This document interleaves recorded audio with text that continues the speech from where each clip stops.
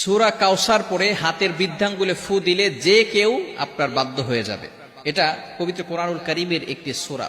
পবিত্র কোরআনুল কারীমের ভিতরে ছোট্ট একটি সূরা হচ্ছে সূরাতুল কাউসার। অনেক সময় আমাদের স্বামী আমাদের কথা শুনে না। অনেক সময় কিছু মায়েরা, কিছু বোনেরা আমাদেরকে ফোন দিয়ে থাকেন, হুজুর আমার স্বামী পরকীয়ায় লিপ্ত হয়েছে, আমার স্বামী বিভিন্ন মেয়েদের সাথে কথা বলে থাকে।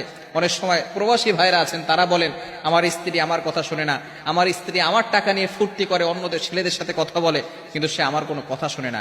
এই বিভিন্ন ভাবে যদি তারা অন্যভাবে চলে যায়, তাহলে স্ত্রীকে বাধ্য করার জন্য অথবা স্বামীকে বাধ্য করার জন্য এই চমৎকার একটি আমল যদি আপনি করতে পারেন, আমি আপনাদেরকে জানিয়ে দিব এই নিয়মটা কিভাবে করবেন।